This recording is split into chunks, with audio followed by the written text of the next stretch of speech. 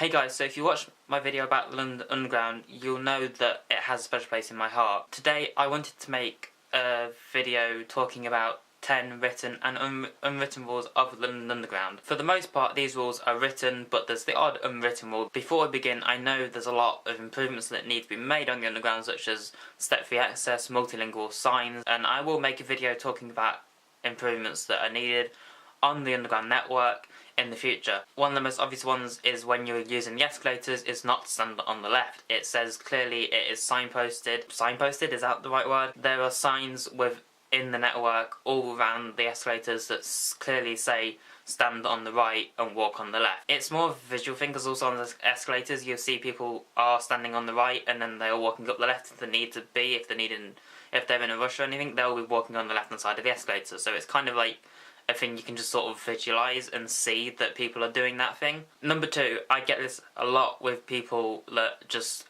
seem to want to stop in the middle of corridors. Like if you're going from like a platform to a platform, or you're making way towards a platform from the barriers or to the barriers from a platform, people that just stop in front of you, that stresses me out. Like usually, like I'm not usually in a rush, I like to keep going, so like if someone sort of just comes to a complete standstill to check their phone or check a tube map or something like in the hand, especially at rush hour, if there's like 100 or so people behind you, you're gonna cause a bit of a commotion and people will get very pissed off with you very, very quickly. Number three, this is also relating to corridors. A lot of corridors usually have to walk on one side or the other. Sometimes it's keep left, sometimes it's keep right. There are signs again for this.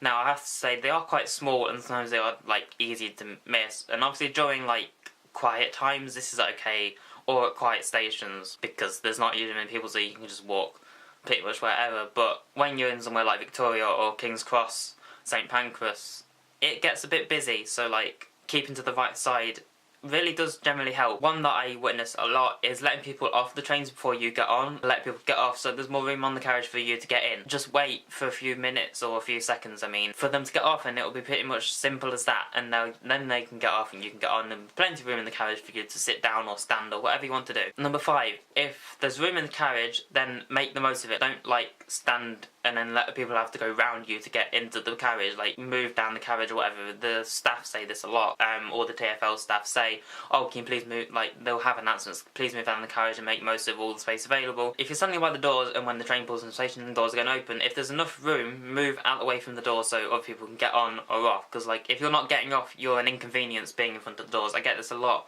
where people just sort of loiter by the doors when people are trying to get off. Like there's even usually announcements when the train comes in, the doors will open on the left hand side or the right hand side depending on, but yeah, people tend to loiter around the doors when people are trying to get off, and it's an inconvenience to a lot of people. This might be the one that gets me the most, is don't fucking run. In most times, especially during like rush hour, there's a train back every single minute, so don't need to run for the train because there'll be another one in a minute, and I don't appreciate a huge person hurtling towards me at the speed of fucking light when they're trying to run to a train, because like, especially when people are getting off, like this also goes into the letting people get off first, because if you're running and someone's trying to get off, like you will probably run into them if you don't stop in time. And there's a lot of dangers to that, like the fact that there's a gap at stations, so someone could easily like fall into the gap, and that causes delays and all sorts of problems. So yeah, don't fucking run. Another one that really gets on my nerves is people that don't have their ticket or Oyster card ready or whatever. I'm not a Londoner, I don't live in London, but I go to London a lot and I spend a lot of my time with it in London. People that walk up to the barriers and don't have their Oyster card or visitor Oyster card or tickets ready and then have to like fumble around the pockets. And here's an example of what I mean. Shit.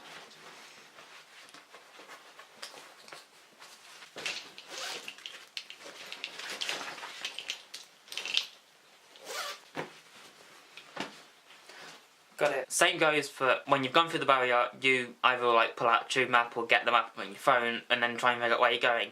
It doesn't take much to just walk over to one side and then look at the tube map. There's usually a tube map in the station as well that you can look at before you go through the barriers, so you can look at that as well. Number 9, I've seen this a lot as well. If you see someone that has got a push chair and is using the escalator because there's like no lifts or anything in the station, then help them, don't just see them struggle. If you can help them lift the wheelchair up, not the wheelchair, if you can help them lift up the pushchair, then please do so, because like I see this way too often. I always help people out when I can. I mean, it's difficult sometimes because like they can be quite heavy, but if you can do it, then help them out, because it's not nice to see someone struggle with like a pushchair. And number 10, this one is like important, because like I've got friends that need these seats for certain reasons.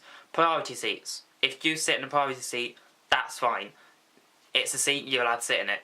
But if someone gets on that needs to use that priority seat, and you can kind of like either tell that they need to use that seat, or they ask you to give it up, because like it's for them. They're there for a reason, so it doesn't take much to give up a seat, because I have seen some quite ignorant fuckers that have just left, like stayed in the seat and not give it up. Like, even when people have asked, it's just like, please give up the seat. Like, it doesn't take much to do it. And I've like confronted people about this before, asked them to give up the seat. I mean, I've like gave up a standard seat for them, for some people that have just not managed to get a seat. So it doesn't take much to be nice. So that's it for this ramble about the 10 written and unwritten rules of the Underground. I hope you enjoyed this video. Remember to like, comment and subscribe. I will be doing more videos related to the Underground in the future, and yeah, I will see you guys soon. Bye.